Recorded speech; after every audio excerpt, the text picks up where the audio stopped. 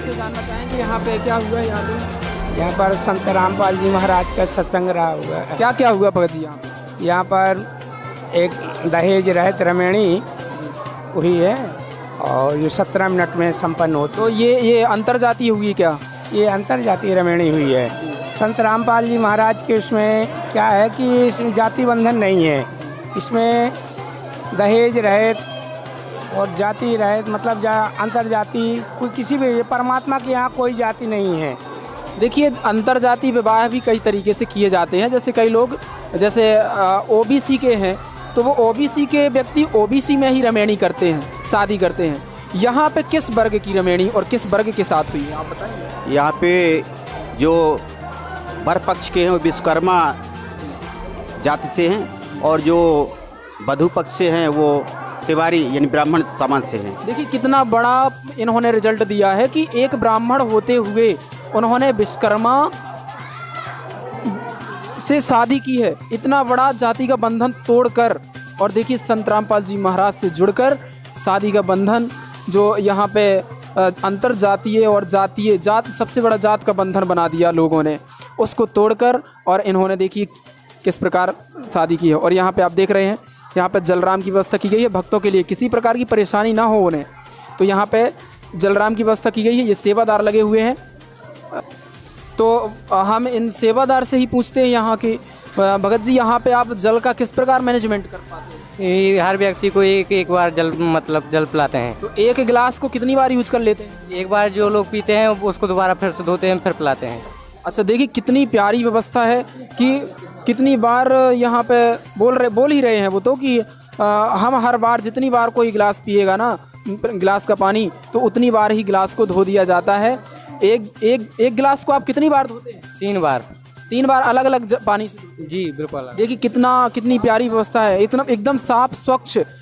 मतलब कहना चाहिए कि संत रामपाल जी महाराज एक स्वच्छ समाज ही नहीं बल्कि हमारे भारत के युवा और जितने भी लोग हैं सभी को एक सुरक्षा भी प्रदान कर रहे हैं। गुरु के मंत्र द्वारा ये रमैणी हुई है, उसे हम मतलब जो वो करवाते थे क्रिया कर उसे मतलब वो कहते थे, लेकिन ये रमैणी द्वारा शादी हुई है और अच्छी संपन्न हुई है क्योंकि शादी दो आत्माओं का मिलन है, दोनों पक्ष जीवन निर्वाह के लिए सोचें वही शादी है। जहाँ पे और ये बाहर जाने का रास्ता है, यहाँ से लोग यहाँ पे सत्संग स्थल के लिए प्रवेश किए हुए हैं। यहाँ पे आप देखेंगे यहाँ पे स्टॉल सेवा रखी गई है जहाँ पे संत रामपाल जी महाराज की सभी प्रकार की पुस्तकें और जाप करने के लिए मालाएं और इस प्रकार यहाँ पे देखिए भक्तों की सेवा लगाई गई है। जो ये भगत पता नहीं ये पुस्तक किस प्रकार, आइए पूछते हैं हम इनसे। भगत जी ये पुस्तक का मूल्य कितना है? 40। अच्छा भगत जी इसमें और ये वाली पुस्तक 20 रुपये की। और भगत जी जैसे किसी भगत को ये पुस्तकें निःशुल्क चाहिए हैं तो वो क्या करे? भगत जी इसको आप कॉन्ट्रैक्ट कर इसके नंबर लिखे रहते हैं और फ्री मंगा सकते हैं। फ्री भी मंगाया जा सकता है? अच्छा इन पुस्तकों को फ्री भी मंगाया जा सकता है। यदि ये पुस्तकें कोई लेना चाहता है तो साधना टीवी पर सत्संग आता है उसमें ये नंबर आते हैं, उसके माध्यम से हम ये पुस्तकें फ्री मंगा सकते हैं। आइए देखते हैं यहाँ पे जो व्यवस्था की गई थी, यहाँ पे नामदान की व्यवस्था की गई थी जहाँ पे पुण्यात्माएँ यहाँ पे संत रामपाल जी महाराज का ज्ञान समझ के यहाँ पे नामदान उन्होंने लिया है। आइए हम कुछ बहनों से जानते हैं। बहन जी यहाँ पे जो शादी का कार्यक्रम हुआ है यहाँ पे शादी के जोड़े में चढ़ावा हुआ है, आभूषण चढ़ाए गए हैं सोने चांदी के? क्या जी नहीं, ये हमारे परमात्मा का जो ज्ञान है ये ऐसा ज्ञान है जो विश्व में आज तक हमने नहीं सुना। अच्छा तो चढ़ावा नहीं हुआ है? हुआ है ये सब लोग दिखावा कुछ भी नहीं हुआ है। परमात्मा की दया से ये ज्ञान के आधार से परमात्मा ने जो हमारी रमैणी होती है 17 मिनट की उसी के द्वारा शादी हुई है बिना दाग। तो देखिए किसी प्रकार का यहाँ पे चढ़ावा नहीं हुआ है, बिल्कुल किसी प्रकार का संशय नहीं है कि ये रमैणी जो हो रही है, ये कार्यक्रम हो रहा है, ये पूरे देश भर में एक दिन लागू होगा। और संत रामपाल जी महाराज इसी प्रयास में लगातार प्रयासरत हैं और उनके भक्त दिन ब दिन रोज़ लगातार यहाँ पे देखिए कितने सारे भगत आए लगातार यहाँ पे देखिए कितने सारे भगत आए हुए हैं। यहाँ पे पार्किंग सेवा थी जहाँ पे भक्तों की भी सेवा लगाई गई थी। यहाँ पे गाड़ियाँ रखी हुई हैं भक्तों की और यहाँ पे बहुत से लोग इकट्ठे हुए थे लगभग यहाँ पे। तो नमस्कार सर। हेलो बाबा जी आप कहाँ से आए हैं? मैं गनियारी से आया हूँ। यहाँ पे आप देख रहे हैं यहाँ पे क्या हो रहा है? बहुत अच्छा हो रहा है। यहाँ पे किनका कार्यक्रम है आपको पता है? यहाँ पे सत्य साहिब और बंदगी हो रही है। तो ये ज्ञान किस प्रकार है, प्रभावित हुए हैं आप इस? पुराना है, वेदों से ही छट करके इन्हीं के वेद बनाए हैं जो कबीर दास जी को आप बोल रहे हैं। क्या कबीर साहब को आप कवि मानते हैं या परमात्मा मानते हैं? नहीं, हम परमात्मा मानते हैं। अगर परमात्मा ना होते तो ये कविता ही कैसे लिखते? धन्यवाद बाबा जी आपका। जी।